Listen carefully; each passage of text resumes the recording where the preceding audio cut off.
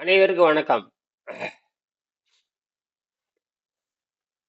நோயற்ற வாழ்வே குறைவற்ற செல்வம்.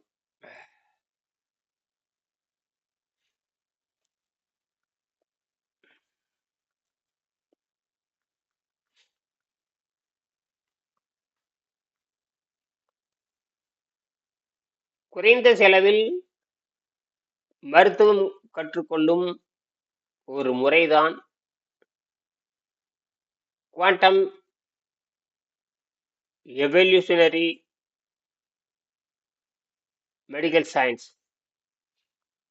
குவாண்டம் எவல்யூஷனரி மெடிக்கல் சயின்ஸ் என்பது வேற ஒன்றுமில்லை, குவாண்டம் பயாலஜி தான். Quantum physics, quantum chemistry, quantum biology, இந்த நுட்பமான ஒரு கலைதான் மருத்துவ.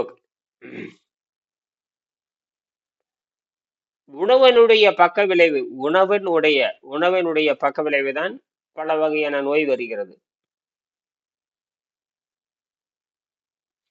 உணவின் பக்க விளைவை சரி செய்வதற்கு நாம் இந்த ஜீரண நீரினுடைய பக்க விளைவை நாம் சரி செய்ய வேண்டும். கேஸ்ட்ரிக் ஜூஸ் அதனுடைய பக்க விளைவால் தான் மனிதனுக்கு பல்வேறு வகையான நோய்கள் வருகிறது. வெளிநாட்டில் வாழ்கின்ற தமிழ் மக்கள், இங்கிருந்து வெளிநாட்டுக்கு செல்கின்ற தமிழ் மக்கள், இன்னும் மற்றவர்கள் அங்கே இருக்கிற உணவுப் பொருளை, கடையில் விற்கிற உணவுப் பொருளை, பல்வேறு வகையான செயற்கை உணவுப் பொருளை சாப்பிடுகின்ற பொழுது கடுமையான நோய்களுக்கு ஆளாகிறார்கள். ஆகினால் அவர்களெல்லாம் இந்த quantum evolutionary science, quantum tunnelling energy, how to clean the body, how to clean the internal body,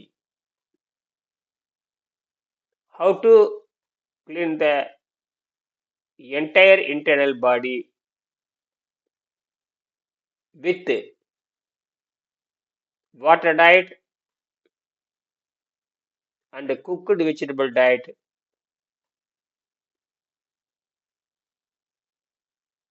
by the system of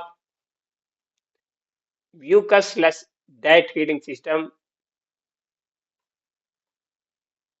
and Venkadeshan project system. நாம் ஒரு உணவுப் பொருளை எப்படி கையாளுகிறோம் என்று பார்க்க வேண்டும். அனைத்து உணவுப் பொருளுமே பக்க விளைவு உடையதுதான். எந்த உணவு பழக்கத்தை பின்பற்றினாலும் கடைசியில் நீர் பயிற்சி செய்து அதை சுத்தம் செய்ய வேண்டும். நீரை அருந்தி முடிக்க வேண்டும். ஒரு கீரை, குறைஞ்சபட்ச ஒரு கீரை உணவு அதை சாப்பிட்டாலும் நீரை அறிந்து அதை சுத்தம் செய்ய வேண்டும். Cooked vegetable or boiled vegetable, அது ஃப்ரைடு வெஜிடபிள் எதுவாக இருந்தாலும் சரி, அதை அருந்தினாலும் நீரை அருந்தி முடிக்க வேண்டும். ஒரு நாளைக்கு ஒரு முறையாவது நீங்கள் இதை தொடர்ந்து செய்து வர வேண்டும். புதிதாக தொடங்கியவர்கள் நேரடியாக தூய தண்ணீரும் நன்கு வேக வைத்த காய்கறிகளும் வைத்துக்கொண்டு நம் அன்னப்பாதையை தூய்மை செய்ய வேண்டும். அன்னப்பாதையை தூய்மை செய்ய பழகிவிட்டால் எப்பொழுது வேண்டுமானாலும் நீங்கள் விட்டு விட்டு தொடரலாம். உணவு பழக்கத்துக்கு நீங்கள் போவது, மறுபடியும் தூய்மை செய்கின்ற பழக்கத்துக்கு வருவது, மீண்டும் உங்களுடைய உணவு பழக்கத்துக்கு செல்வது, மீண்டும் அன்னப்பாதையை தூய்மை செய்வது, இதெல்லாம் சாத்தியம். உணவு இல்லாமல் வாழும் கலை என்பது ஒரு அதிசயம் அல்ல. இல்லாமல் போனால் இன்னைக்கு 100க்கு 99 பேத்துக்கு உணவு உற்பத்தி, வேளாண்மை இடமும் கிடையாது. அது எப்படி உற்பத்தி பண்ணணும்னு தெரியாது. ஆனால் உணவு மட்டும் வேண்டும். அது பல்வேறு வகையான பழக்க வழக்கத்தை அடிப்படையாக கொண்டது. அது ஆழ் மனதை அடிப்படையாக கொண்டது. உணவு பழக்கம் என்பது ஆழ் மனதை அடிப்படையாக கொண்டது. உணவு இனப்பெருக்கம், காமம், மயக்கம், வெகுளி, மகிழ்ச்சி, இன்பம், துன்பம், 8 வகையான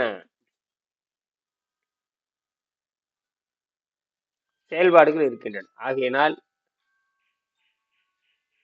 அருள் கூர்ந்து இந்த கலையை கற்று மேன்மை அடையுமாறு அன்புடன் கேட்டுக்கொள்கிறேன்.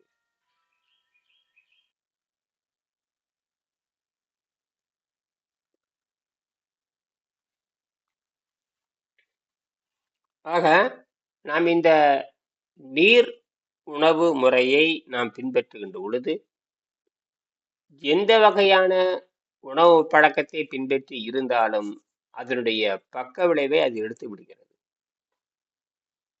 உணவு என்பது அன்னப்பாதையை தூய்மை செய்வதற்கு மட்டுமே தான் பயன்படுதே தவிர, ஒரு வீட்டில் துடைப்பக்கட்டை வைத்திருந்தால் அதை வீட்டை தூய்மை செய்வதற்குத்தானே தவிர, அதை வைத்து வீட்டை கட்டுவதல்ல. அதே போலத்தான் நம்மள உணவு பழக்க வழக்கம். உணவு பழக்கம் என்பது அதை தூய்மை செய்வதற்கானே தவிர உணவை வைத்து வீட்டை கட்ட முடியாது. இப்படித்தான் தவறாக நினைத்து கொண்டிருக்கிறார்கள். அதனாலதான் இந்த உணவு பழக்கத்தினால் ஏற்படுகின்ற பக்க விளைவை யாரும் புரிந்து கொள்ளவில்லை. எல்லா உணவு பழக்க வழக்கங்களும் உடம்பை கெடுக்கும். எல்லா உணவு பழக்க வழக்கங்களும் அது நீரை வைத்து இறுதியில் தூய்மை செய்யவில்லை என்றால் அது அது எல்லா வகையான நோய்களுக்கும் காரணமாக அமையும். எந்த உணவு பழக்கத்தை செய்து நீர் உணவு பழக்கத்தை செய்யாவிட்டால் அது துயரத்தில் துன்பத்தில் கொண்டு போய் விடும். அது ரத்தத்தை கெடுத்து விடும். அதைத்தான் நாம் புரிய வேண்டும். சில பேர் சொல்லுவாங்க, உணவு பழக்கத்தை இந்த உணவு பழக்கத்தை பின்பற்றி இருக்கிறாங்க, அவங்களுக்கு சரியாகல, அவங்களுக்கு துன்பம் வந்துருச்சு, இப்படிலாம் சொல்லுவாங்க. இதெல்லாம் வேற ஒன்றும் இல்லை. எல்லா வகை உணவு பழக்கமுமே நீங்க இறுதியில் நீர் உணவு பழக்கத்தை பின்பற்றி அந்த பழக்கத்தை தூய்மை செய்ய வேண்டும். இதுக்கு பேர் என்ன தெரியுமா அர்த்தம்? சைவத்தையும் தூய்மை செய்தல் என்று பொருள். இதை நல்லா புரிஞ்சுக்கணும். அதாவது நம்மளுடைய அமைப்பு, பல்லு, நம்மளுடைய ஈறு, நம்மளுடைய சிறுகுடல், பெருங்குடல், இறப்பை, இதெல்லாம் பார்த்தீங்கன்னா சைவ உணவிற்காக படைக்கப்பட்டிருக்கிறது. நம்ம பட்டப்பல் இதான் அப்ப இதுல இருந்து தெரிஞ்சுக்க வேண்டியதுதான். நம்ம பிறக்கும் பொழுது அசைவன் தான். அதற்கப்புறம் நம்ம சைவத்திற்கு மாறுவதற்கு இடம் உண்டு, அல்லது சைவத்திற்கு மாற வேண்டும். இதுதான் பொது. ஆக நாம் ஒரு உணவு பழக்கத்தை பின்பற்றிட்டு, நிறைய பேர் கிட்ட கேட்கறாங்க, இந்த உணவு பழக்கத்தை பின்பற்றி இருந்தவங்க ஏன் நோய் வந்தாங்க?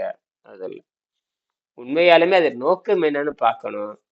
அவங்க துன்பத்துக்காக, துயரத்திற்காக தப்பிச்சு போறக்க பண்றாங்களா, அல்லது உண்மையாலுமே ஏதாவது தத்துவத்தை பின்பற்றி செல்றாங்களா அப்படின்னு எதுவுமே தெரியாது. அவங்க தான் தோன்றித்தனமாக செய்துதான் மாட்டிக்கிறாங்க.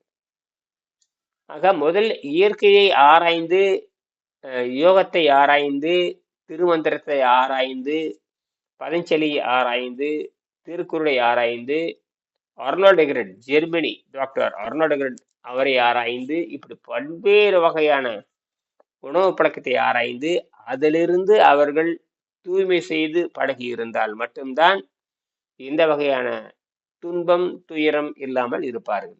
இது தெரியாமல் ஒருவர் ஏதோ ஒரு ஊரில் யாரோ எந்த காரணத்துக்கு இறந்தாங்கன்னு நமக்கு தெரியாது. ஏதோ ஒரு உணவு பழக்கத்தை பின்பற்றி இருப்பார்கள். அந்த உணவு பழக்கத்தை நிறுத்த தெரியாது, அல்லது அந்த உணவு பழக்கத்தை தூய்மை செய்ய தெரியாது.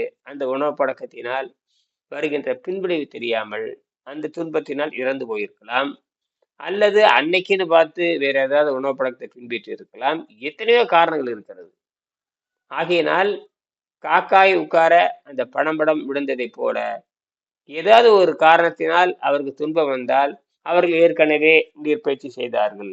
அவர் ஏற்கனவே பழங்கள் சாப்பிட்டுக் கொண்டிருந்தார். இப்படியெல்லாம் அந்த விளம்பரங்கள்ல வெளிய வரும். விளம்பரங்கள் எப்பவுமே நன்மைக்கு உதவாது. அது நமக்கு தேவையில்லை. அப்படி பார்த்தீங்கன்னா, சாதாரண உணவை சாப்பிடுறவன் பூரா இறந்து போயிடுறான். சாதாரண மருந்து மாத்திரை சாப்பிட்ற ஒரு நாளைக்கு பல லட்சம் பேர் இறந்து கொண்டே இருக்கிறார்கள். அதுக்கெல்லாம் வெளியே வராது. ஏன்னா, அதெல்லாம் அவன் பார்த்து பார்த்து பார்த்து பார்த்து பழகிட்டான். ஏதோ கீரை சாப்பிட்டு, காய் சாப்பிட்டு, பழங்கள் சாப்பிட்டு எதுவும் உலகத்துல இல்லாதது சாப்பிடுற மாதிரியும், இவன் மட்டும்தான் காய் சாப்பிடுற மாதிரியும் தவறான கற்பனைக்கு போயாச்சு. இதுதான் இந்த ஆழ் மனதில் இருக்கிற இந்த வெறும் வாயிலுக்கு அவல் போடுற விசை. வெறும் வாய்க்கு அவல் போடுறது. சும்மா இருந்த வாய்க்கு அவல் போட்டு அது கெடுத்து விடுறது. இதெல்லாம் இயற்கையில் நடக்கும். ஆனால் முறையாக பயிற்சி பெற்றவங்களுக்கு தன்னுடைய உயிர் எப்பொழுது போக வேண்டும், எப்படி தக்க வைக்க வேண்டும், எப்படி கடின உழைப்பு செய்ய வேண்டும், கடின உழைப்பு செய்கின்ற என்ன சாப்பிட வேண்டும், இதெல்லாம் இருக்கு. அதுல சொல்றாரு, ஆர்னால்டு கிரெட் சொல்றாரு, இந்த மாதிரி இப்ப நம்ம பல்வேறு வகையான பழக்கத்துக்கு அடிமையாகி இருக்கோம்.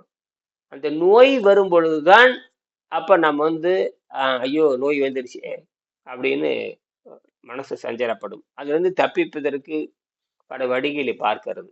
வசதி, வாய்ப்பு, சூழல் எல்லாம் பார்க்குது. நிச்சயமா மருந்துக்கு போனோம்னா குணமாக்காது. மூலிகை, மாத்திரைகள், மருந்துகள் இது எதுவுமே ஒரு இறுதி முடிவை தராது.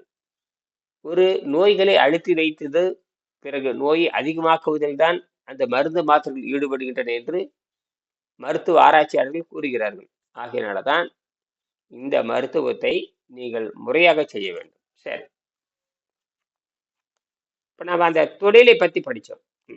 தொழில், அடுத்தது குடும்பத்தை பத்தி படிச்சோம்.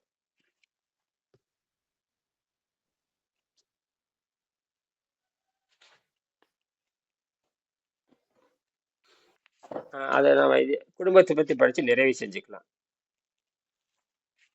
சரி, குடும்பத்தை பற்றி படிச்ச இன்னொரு பார்த்துட்டு அடுத்தது இந்த பக்கத்தை நிறைவு செய்யலாம். நேரமாச்சு. அதாவது மக்கட்பிரதிகளை தேர்ந்தெடுத்தல். நமக்கு தேவையான மக்களை தேர்ந்தெடுத்தல். நம்ம தேர்தலில் தேர்ந்தெடுக்கிற மாதிரி தேர்ந்தெடுக்கணும். நம் குடும்பத்துல நல்ல குழந்தைகளை பெற்றுக் கொள்வதற்கு இனப்பெருக்கம் செய்கிறோம். அறிவு அறிந்த தம்மிலும் மேலான அறிவுடைய சான்றோன் என புகழப்படும் மக்கள் செல்வத்தை வேண்டியே குடும்பம் என்ற அமைப்பு ஏற்பட்டது. இந்த குடும்பம்ங்கிற அமைப்பு ஏற்பட்டது, முதல்ல குடும்பம்ங்கிற அமைப்பு இதனாலதான். குடும்பம் ஏற்பட வேண்டும். குடும்பத்தோட குடியும் குடித்தனமாக இரு என்று சொல்வதை போல.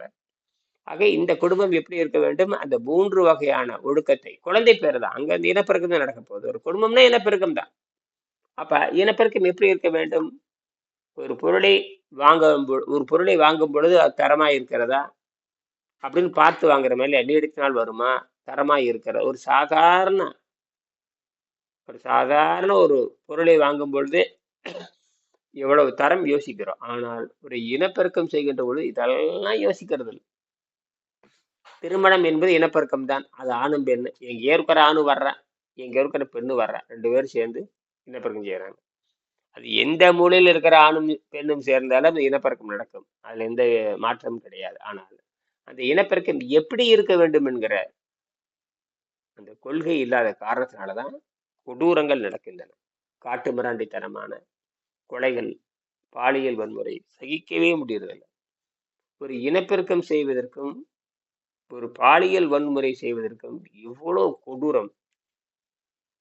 ஒரு இசைவு, ஒரு சாதாரண விலங்குத்தன்மையுடைய விலங்குகள், பறவைகள், விலங்குகள் இனப்பெருக்கம் செய்வதற்கு இசைவு பெற்றுதான் அது அது தன்னுடைய இனப்பெருக்கத்திற்கு அது வழிவிடுகிறது. ஆனால் எந்த கொள்கையும் இல்லாமல் அது குற்றப்பின்னணி உடையவங்க தான் அத்தனை பேரும். இந்த பாலியல் வன்முறையில் ஈடுபடுறவங்க பார்த்தீங்கன்னா பெரும்பாலும் குற்றப்பின்னணி, ஒழுக்கம் இல்லாதவர்கள், மனதில் அழுக்கு இருக்கிறவங்க, பிறரை துன்புறுத்தணும் அப்படிங்கிற பழக்கவழக்கம் இருக்கிறவங்க, அல்லது சரியான விழிப்புணர்வு இல்லாதவங்க, சுயமா சிந்திக்காதவங்க, இப்படித்தான் கொடூரமாக இருக்கும்.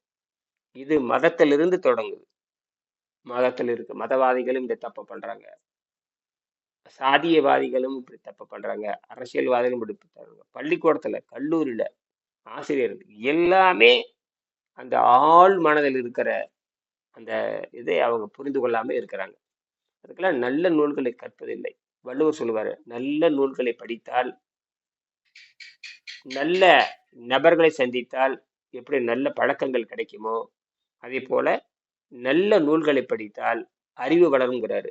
நவில்தோறும் நூல் நயம் போலும், நவில்தோறும் நூல் நயம் போலும், பயில்தோறும் பண்புடையாளர் தொடர்பு. பண்புடையார் மக்கள் சந்தித்தால் எப்படி இருக்கும் என்று சொன்னால், நல்ல நூல்களை படித்தால் எப்படி மேன்மை அடையலாமோ அதே போல பண்புடையார் மக்களை சார்ந்து வாழ்ந்தால் நல்லது நடக்கும்னு அவர் எழுதுறாரு பாருங்க. நல்ல நூல்களுக்கும் நல்ல பண்புடைய மக்களுக்கும் உள்ள தொடர்பை எப்படி நியாயப்படுத்துகிறார், நினைத்து பார்க்க முடியாது. ஆகையினால நாம் நல்ல பிரதிகள், நல்ல மக்கள் பிரதிகளை தேர்ந்தெடுக்க வேண்டும்.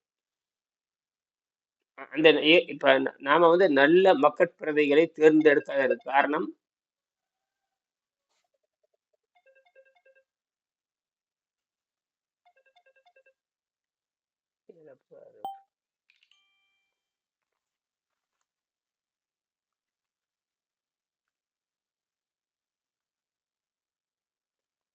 நமக்கு வேண்டிய பொறுப்பாளர்களை, தலைவர்களை நாம் எப்படி தேர்ந்தெடுப்பது? காஞ்சிபுரம் அனைவரும் அறிந்ததுதான். காஞ்சிபுரம் அருகில் உள்ள உத்தரமேரூரில் அக்காலத்தில் பஞ்சாயத்து முறை, உள்ளாட்சி முறை எப்படி நடந்தது என்று அங்குள்ள சோழர் காலத்து கல்வெட்டு கூறுகிறது. மக்களை எப்படி தேர்ந்தெடுக்கணும் அதுல விதி இருக்கு. அதை பத்தி சொல்லி நாம் நிறைவு செய்யலாம். மற்றபடிக்கு சந்தேகம் இருந்து கேட்கலாம், இவர் வரேன் இருக்காரு. சரி, அது தெரிவிக்கும் அது பேர் குடவோலை முறை. குடவோலை முறைங்கிறது நம்மளுடைய மனிதனுடைய அடிப்படை முறை. குடவோலை முறைங்கிறது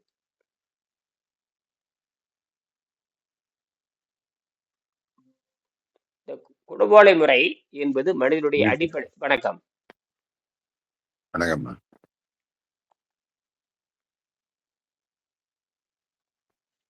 இந்த குடவோலை முறை என்பது மனிதனுடைய அடிப்படை. இந்த குடவோலை, இந்த 3 வகையான கல்வி நமக்கு ரொம்ப தேவை. ரொம்ப நம்ம பின்னுக்கு போயிட்டோம். அது செய்முறை கல்வி முறை, அப்புறம் குடவோலை முறை, அப்புறம்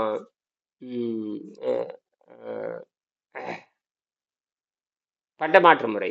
இதெல்லாம் நமக்கு ஒழிஞ்சு போச்சு. இப்ப இதை மட்டும் நான் பேசி நிறைவு செய்யலாம். அது தெரிவிக்கும் குடவோலை முறை என்ற உள்ளாட்சி துறை தலைவர்களை அந்த காலத்தில் மக்கள் எப்படி தேர்ந்தெடுத்தார்கள்? ஊர் மக்களிடையே ஓரளவு இளவயதுக்கு மேற்பட்டவராகவும், படிப்புள்ளவராகவும், உள்ளுள் கொஞ்சம் சொத்து உள்ளவராகவும், நீதிமன்றத்தில் தண்டிக்கப்படாதவராகவும், மேலும் சில குறைந்தபட்ச தகுதிகளை கொண்ட வாரிய தலைவராக இருக்க விருப்பம் தெரிவிக்கும் நபர்களின் பெயர்களை ஒரு கமிட்டியினால் ஒப்புக்கொள்ளப்பட்டு, ஒரு குழுவால் ஒப்புக்கொள்ளப்பட்டு, தனித்தனியே ஒரு பனை ஓலையில் அவர்களுடைய பெயர் எழுதப்பட்டு பொதுமக்கள் முன்னிலையில் ஒரு குடத்துக்குள் இடப்படும். அத குடவோலை முறைன்னு பேரு. அவங்களுக்கு எல்லா தகுதியும் இருக்கணும். அவங்களுக்கு குறைஞ்சபட்ச அறிவியல், குறைஞ்சபட்ச இந்த நீதி நூல் கற்றல், குறைஞ்சபட்ச ஒழுக்கம், குறைஞ்சபட்சம் ஏதாவது பூமி, இப்படிலாம் இருக்கிறவங்க அதுல வரணும். அதாவது திருடக்கூடாது, கொள்ளையிடக்கூடாது, ஏமாற்றக்கூடாதுங்கிறதுக்காக தான் அந்த குறைஞ்சபட்ச தகுதி. மேற்படி குடம் குலுக்கப்பட்டு பொதுமன்றத்தில் வைக்கப்பட்டு, அறியா சிறுவன் பாலகன் ஒருவன் மேற்படி குடத்தில் கைவிட்டு ஒவ்வொரு ஓலையாக எடுத்து கொடுக்க, ஊரில் வயது முதிர்ந்த ஒரு பெரியவர் தன் உள்ளங்கையை விரித்து வைத்து கொண்டு விரித்து வைத்துக் கொண்டு வாங்கி அதில் உள்ள செய்திகளை படித்து ஊர் மக்கள் முன்னால் படிக்க வேண்டும். இப்படித்தான் நடக்கும். எத்தனை தலைவர்கள் தேவையோ அத்தனை தலைவர்கள் மட்டுமே எடுக்கப்பட்டு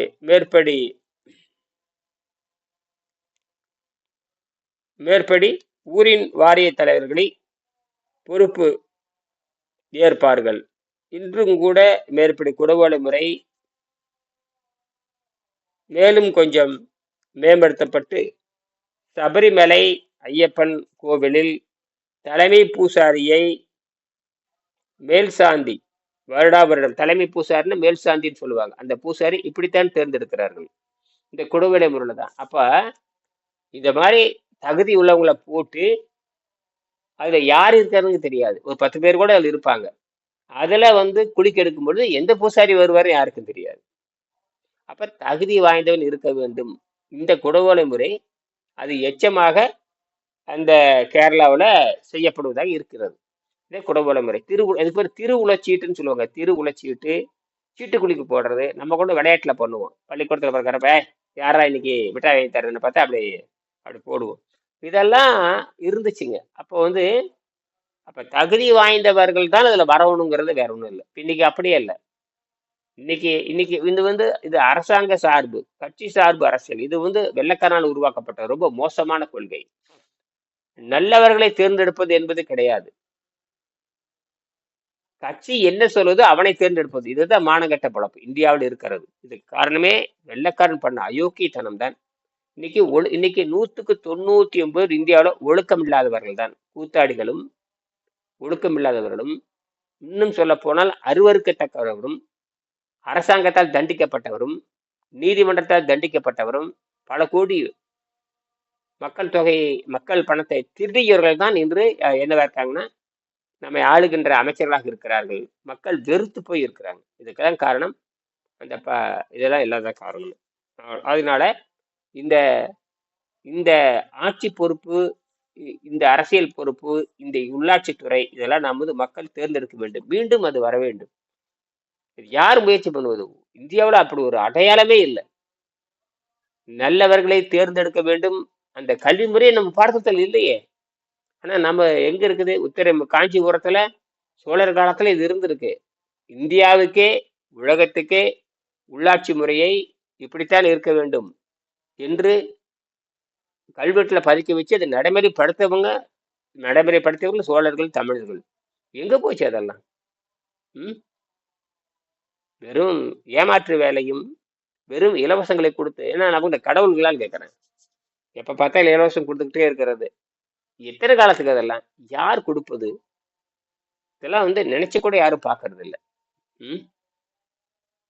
எல்லாம் இந்த இலவசம் கொடுத்து கொடுத்து கொடுத்து கொடுத்து போயிட்டே இருந்தா அது எங்க இருந்து வருது? ஏன்னா அவங்க வீட்டுல இருந்து வருதா? அது உற்பத்தி பண்ற பொருளா? எந்த வகையான ஒரு சிந்தனையும் இல்லை. மக்கள் போயிட்டே இருக்கிறாங்க. மக்களுக்கு சிந்திக்கிறதுக்கு நேரமே கிடையாது அளவுக்கு மோசமா போயிடுச்சு. காரணம் அவங்க ஒரே ஒரு கொள்கை, தனக்கு எப்படியாவது ஏதாவது கிடைக்கணும்.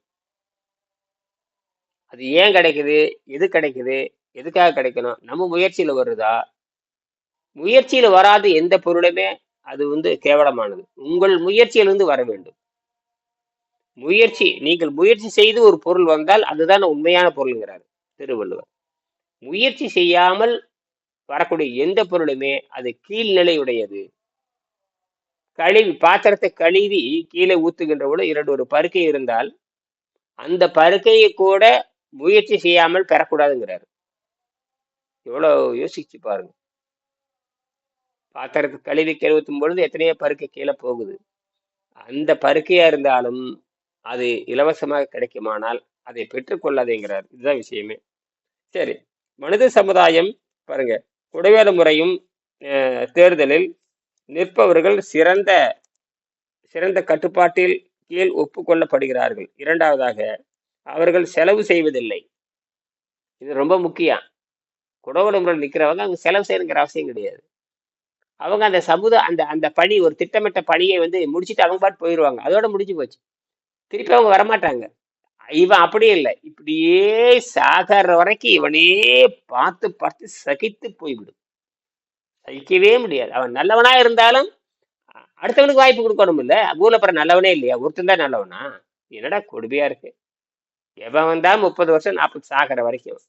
அப்ப நமக்கு தகுதியை நம்மள பாருங்க எந்த மாதிரி வச்சிருக்காங்க, ஒரு இழிநிலையாக நாம இந்திய மக்களை வைத்திருக்கிறார்கள். இது காரணமே இந்த வெள்ளைக்காரனுடைய கொடூரமான சட்டம். அந்த கட்சி சார்பு சட்டம் இருக்கே ரொம்ப மோசம். எல்லா நாடுகளையும் 2 கட்சி இருக்கு. அமெரிக்கால பார்த்து 2 கட்சி இருக்கும். நல்ல வேளை அங்க இங்க பல லட்சம் கட்சி இருக்குது.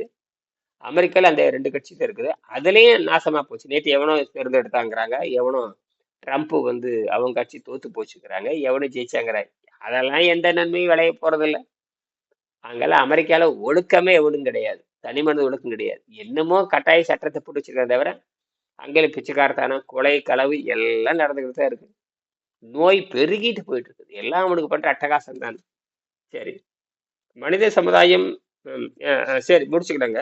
குடவேலை முறையும் குடவேலை முறையில் தேர்தலில் நிற்பவர்கள் சிறந்த கட்டுப்பாட்டுடன் கீழ் ஒப்புக்கொள்ளப்படுகிறார்கள். இரண்டாவதாக, அவர்கள் செலவு செய்வதில்லை என்பதால் எந்த ஏழையும் தகுதி இருந்தால் போட்டியிட முடியும். மனித சமுதாயம் விண்வெளி விண்வெளி வாழ்க்கையில் ஈடுபடுத்தப்பட்டு பெருகுதல் என்று என்ற கொள்கையை உலகம் ஒப்புக்கொண்ட பின் பல்வேறு கட்சிகளும் அவர்களின் கொள்கைகளும் பொருளற்றவை ஆகின்றன. அதாவது இயற்கை சட்டத்தை புரிந்து கொண்டு அதற்கு தகுந்த மாதிரி உலகம் மாறுச்சுன்னா இந்த சட்டங்களை செல்லாது. இந்த சட்டம் எதற்கும் பயனற்றது. பாருங்க, இந்த தேர்தல் வாக்குறுதி கொடுக்குறான் பாருங்க, ஏதாவது ஒரு பொருள் தான் பாருங்க. இதுக்கு முன்னாடி கொடுத்த வாக்குறுதியில் என்னாச்சு? அந்த வாக்குறுதி பெற்று இந்த நாடு என்னாச்சு? எவனோ ஒருத்தன் வர்றான், ஏதோ தேர்தல் வாக்குறுதி கொடுக்குறான், ஏதோ அதை கொடுக்குறேன் இதை கொடுக்குறேன்னா அதை கொடுக்குறேன் இதை கொடுக்குறேன் அப்படி இப்படின்னு சொல்றான். சரி, அதனால என்ன முன்னேற்றம் நடந்தது? அந்த குடும்பம் முன்னேற்றம் நடந்ததா? இல்ல. உண்மை. சரி, உலகம் ஒரே கொள்கையின் கீழ் வருவதால் உலக நாடுகள் மாகாணங்களை போல் ஆகிவிடுகின்றன. நல்ல கொள்கையை பின்பற்றி ஒன்று சேரணும்.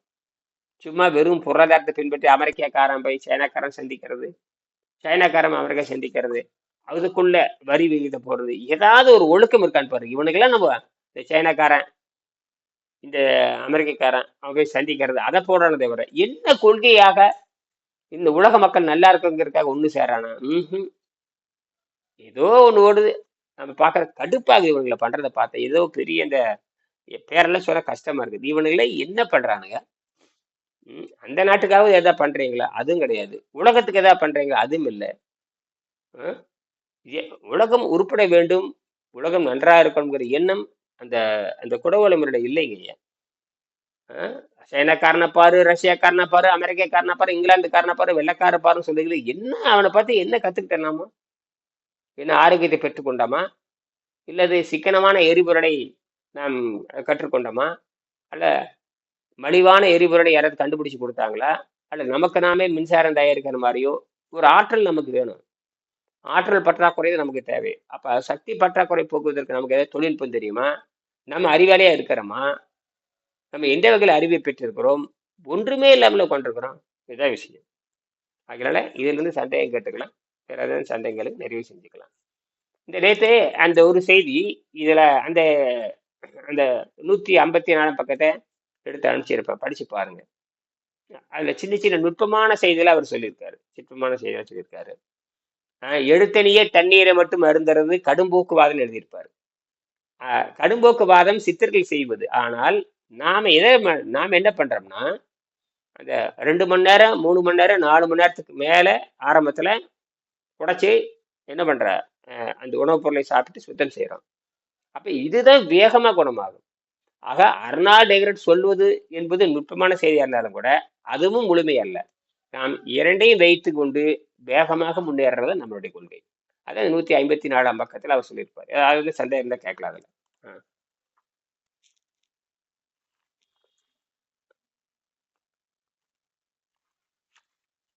இல்ல 2 மணி நேரம் 3 மணி நேரத்துக்கு இவருக்கு காய்கறி சாப்பிட சொல்றாரா? இல்ல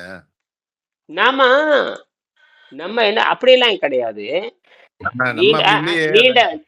நீண்ட கால ஃபாஸ்டிங் இருக்கிறப்ப வெஜிடபிள் சாப்பிட சொல்றாரு. நீண்ட காலம் அப்ப கரெக்டா தான் வருது. அப்ப நீண்ட காலம் நம்ம நம்ம நோக்கம் தூய்மை செய்யறதான்.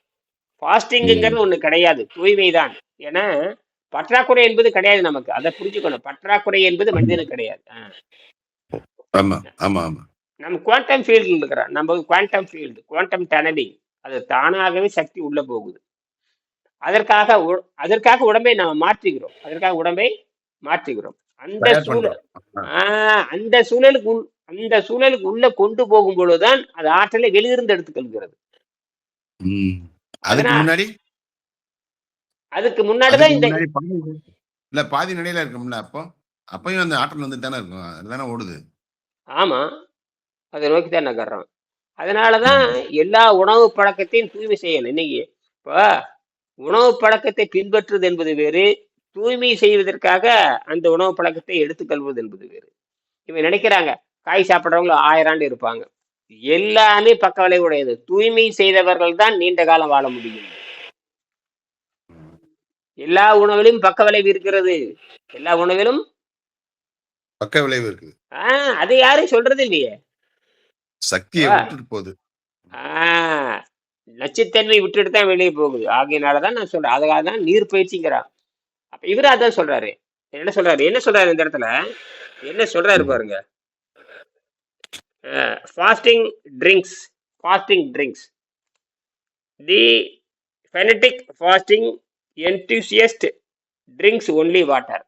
இது இந்த இடத்துல கடும்போக்குவாதிகள் அர்த்தம். இந்த இடத்துல என்தூசியஸ்ட் அண்ட் ஃபெனடிக்னாவே கடுமையாக வேகமுடையவங்கன்னு அர்த்தம். அந்த மாதிரி இருக்கிறவங்க நான் நீரை மட்டும்தான் அருந்தேன்னு சொல்லுவாங்க.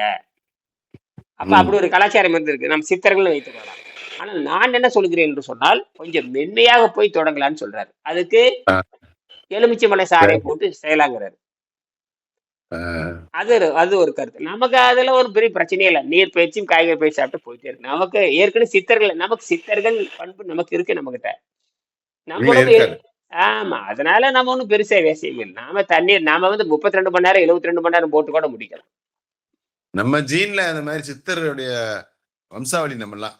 ஆமா, நாம நாம தாங்க சுத்தத்தை ஒழுக்கத்தை பத்தி பேசுறாங்க. அவங்கள ஒழுக்கமே கிடையாது. நமக்கு உணவு ஒழுக்கமே வள்ளுவர் எழுதியிருக்காரு. உண்டி சுருங்கின் உபாயம் பரவல, பிண்டம் சுருங்கின் புராணம் நிலைபெறும், ஊனை சுருக்கி, இப்படி எல்லாமே நம்ம ஒருவேளை என்பன் யோசி, இதெல்லாம் இருக்கு நம்ம கிட்ட. நம்ம இயற்கையாகவே விரதம் இருந்து, விரதம்னா தூய்மைங்க, வேற ஒண்ணு. விரதம்னா வேற ஒண்ணும் இல்லை, ஒரு உணவு பழக்கத்தை விடுதல்னு அர்த்தம், வேற ஒண்ணும் இல்ல.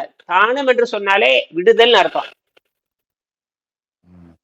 தானம்னா தங்கிட்ட இருக்கிற பொருளை விட்டு கொடுத்தல், அவ்வளவு. என்னது விட்டு விடுதல்? என்கிட்ட ஒரு பழக்கம் இருக்குன்னு விட்டுறது, இந்த துணி இருக்குன்னு அது விட்டுறது, நான் அந்த துணி தூக்கி உரமா வச்சிடுறது, அவ்வளவுதான். இது வேற மாதிரி போயிடுச்சு. அன்னம் தானம் அது வேற மாதிரி பசை, அது ஐயோ கொடுமை. அது பசை, சளி, ஐயோ இதை விட இன்னும் சொல்ல போனா சளிதான். அப்ப உடம்பை கெடுக்கக்கூடிய சளி பழக்கத்தை விட்டு விட்டாய், அவ்வளவுதான். நீ என்ன பண்ண தெரியுமா, அந்த சளியை போய் அடுத்தவன் தீக்க சொல்லி சிபாரிசு பண்ற. அங்கதான் அன்னதானம் தப்பா நடக்கும். கொடுமை. அதாவது அன்னம் தானங்கிறது வந்துட்டு இயற்கைக்கு கொடுக்கறது.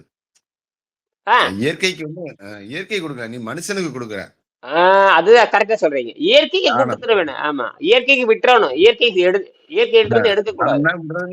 தானம்னா விடுறதுன்னு அர்த்தம். விடுதல் பழக்க வழக்கங்களே விடுதல் அர்த்தம். சில பேர் சொல்லுவாங்க, சில பேர் சொல்லுவாங்க, எனக்கு இன்னைக்கு பிறந்த நாள், இன்னைக்கு நான் ஒரு பழக்கத்தை விட போறேன்பாங்க. அந்த காலத்துல அப்படிதான் சொல்லுவாங்க, எனக்கு இன்னைக்கு பிறந்த நாள், நான் ஒரு பழக்கத்தை விட போறேன், எனக்கு இந்த நாளு நான் இந்த பழக்கத்தை விட போறேன், அப்படியெல்லாம் சிலர் சொல்லுவாங்க. அதெல்லாம் உண்மைதான். அந்த மாதிரி பழக்கத்தை விடுதல் அப்படின்னு அர்த்தம். இதுல என்ன சந்தேகம் இல்லை? என்ன சொல்றீங்க, தானம்னா விடுதல்னு சொல்றீங்க இல்லையா, தர்மம்னா கொடுக்கறதுன்னு அர்த்தம் இல்லையா? நீங்க சொல்றது எனக்கு அப்படிதான், எனக்கு மனசு படுது, சரியான்னு தெரியல. தானம்னா விடுதல், தர்மம்னா கொடுக்கறதா, நீங்க எப்படி சொல்றீங்க? அது கொடுத்தல், அது கல்வி.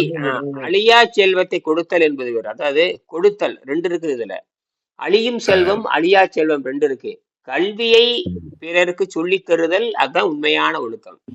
அது அழியாதது. மற்ற எல்லா பொருளும் அழியக்கூடியது, இப்படி புரிஞ்சுக்கலாம். நீ அழியக்கூடியது எதுக்கு கொடுக்குற? அழியா செல்வம் கல்வியை கொடு, நோயற்ற அதாவது ஆரோக்கிய தானத்தை கொடு. அன்னதானம் என்பது வேறு, ஆரோக்கிய தானம் என்பது வேறு அல்ல, தப்பு. ஆரோக்கியத்தை ஆரோக்கியத்தை எப்படி பின்பற்றுவது?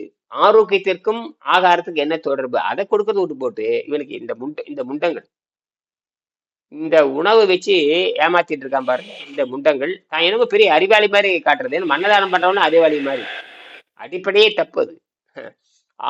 நான் ஆரோக்கியத்தை பத்தி பேசுறேங்க, எவனாச்சி பத்தி பேசுறேன்னு பாருங்க. ஆரோக்கியத்திற்கும் உணவு பழக்கத்துக்கு சம்மந்தம் இல்லை. உணவு பழக்கம் தான் ரத்தத்தையும் பெருங்குடலையும் கெடுக்கிறது. ஜீரண மண்டலம் தான், இந்த ஜீரண நீர் தான் ரத்தத்தையும் கெடுக்கிறது.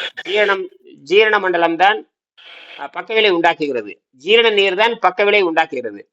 ஜீரண நீரோடு சேர்ந்து உணவும் சேர்ந்து நிறைய பக்கவிலை உண்டாக்குகிறது.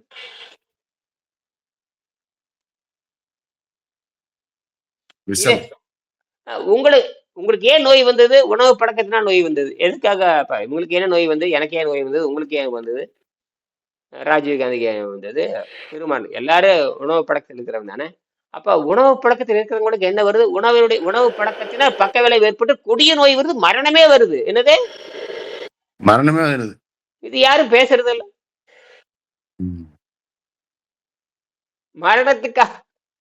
மரணமே வருது. அதான் இதை விட என்ன சொல்றது? உணவு பழக்கத்தால் மரணமே வருது. ஃபைனல் அதானே. என்ன இழுத்துருச்சாவான்? ஒரு ராமசாமி செத்து போறாரு, ஒரு குப்பிச்சாமி செத்து போறாரு. ஒரு ராமசாமி ஒரு சாதாரண குடிமகன், குப்பிச்சாமி ஒரு நல்ல யோகின்னு வச்சுக்கலாம், அல்லது யோகின்னு கூட சொல்ல முடியாது, வேற ஏதோ ஒரு மன்றத்தை சேர்ந்தவர். அவரு தான் செத்து போறாரு. இவரும் செத்து போறதுக்கு அவர் செத்து போறதுக்கு என்ன வித்தியாசம்? ரெண்டும் ஒண்ணுதான். இவர் புகழ்பெற்ற தலைவர், அவர் புகழ் பெறாத சாதாரண மனிதன். இது ரெண்டும் ஒண்ணுதான். ஆனால் வள்ளுவர் சொல்வாரு ஒரு இடத்துல பாரு, ஒரு சங்கு இறந்துச்சுன்னா சங்கு இறந்துச்சுன்னா அது புகழ் வாய்ந்ததாக மாறுகிறது. ஆனால் நீ இறந்தீனா அது புகழ் வாய்ந்ததாக இருக்க வேண்டும் எழுதுறாருங்க. அப்படியே இருக்குது. கேவலம் கேவலம் கேவலம் எழுதுறார் வள்ளுவர். சங்கை வைத்து எழுதுகிறார். என்ன அறிவு அவருக்கு? ஒரு சங்கு அது அடிப்படை முதல் உயிரினம் சங்கு, நத்தை, மெல்லுடலி சங்கை எழுதுறாரு.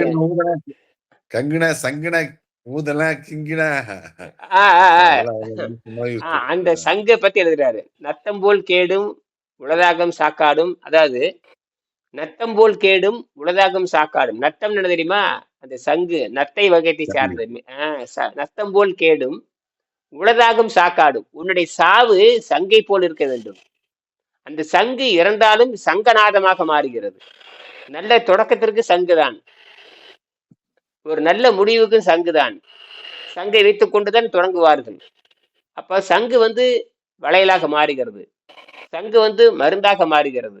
சங்கு தூய்மையின் அடையாளம், சங்கு வெற்றியின் அடையாளம். இப்படியெல்லாம் சங்கை சொல்லுவாங்க இல்லையா? இவ நக்கீரன் கூட சொல்லுவான், சங்கறுப்பது எங்கள் குலம், சங்கரனார் கேது குலம். சங்கை அறிந்து உண்டு வாழ்வோம், ஆனால் உன்போல் இறந்துண்டு வாழ்வோம். அப்பெல்லாம் சங்குல தான் பிச்சை எடுப்பாங்க. அந்த காலத்துல பெரிய சங்கு வச்சிருப்பாங்க, பாத்தீங்களா? சங்கு, பெரிய சங்கு, அது நிறைய இருக்கு. அது அப்போ சங்கு மாதிரி புகழ் வரணுங்கிறாருங்க. அப்ப யாருக்கு தெரியுமா வரும்? வித்த கெத்தவனுக்கு தான் புகழ் வரும்னு எழுதுறாரு. கீழே எழுதுறாரு வரும் அந்த வள்ளுவர் எழுதியிருக்காரு. நத்தம் போல் கேடும் உலதாகம் சாக்காடும் வித்தகர் கல்லால் அறியுது. வித்த கத்தவனுக்கு தாண்டா புகழ் வரும்னு எழுதுறாரு. என்னது? வித்தகத்தவனுக்கு தான். நான் சொல்லல, வள்ளுவர் எழுதியிருக்காரு. எடுத்து படிச்சு பாருங்க, ஆச்சரியமான குரல். இப்படித்தான் திருவள்ளுவர் எழுதியிருக்காரு பாருங்க. ஒரு கலையை கற்றவனுக்கு தான் புகழ் வருங்கிறாரு. சங்கு சாதாரணம், அதுக்கே புகழ் வருகின்ற பொழுது நீ எப்பேற்பட்ட மனிதனாக இருக்க வேண்டும்? நத்தம் போல் கேடும் உலதாகும் சாக்காடும். சாக்காடு இருக்குது, ஆனால் அது புகழ் வாய்ந்த சாக்காடாக இருக்க வேண்டும். அது கலை கற்றவனுடைய சாக்காடாக இருக்க வேண்டும். கலை கற்றவனுக்கு தான் புகழ் உடம்பு கிடைக்குங்கிறாரு. உயிரை விட்டுட்டு போறங்க, அந்த உடம்பை தானே வணங்குறீங்க. உயிரை விட்டு போயிடுறாங்க, அந்த அடையாள உடம்பு தானே. அந்த உடம்பை போய் வணங்குறமா இல்லையா? அப்ப அது தகுதி வாய்ந்ததாக இருக்க வேணும், அது புகழ் வாய்ந்ததா இருக்கணும், அது வித்தகெற்ற உடலாக இருக்க வேண்டும். அதனாலதான் சித்தர் பெருமார்களே எல்லாரும் வணங்கினார்கள், சித்தர் பீடத்தை வணங்கினார்கள். சரியா? சந்தேகம் இருக்குங்களா? நிறைவு வேற ஒண்ணும் இல்ல செய்யலாம். சார். நன்றி நன்றி நானே வணக்கம். நான் பாத்துக்கிறேன். நன்றிங்கம்மா.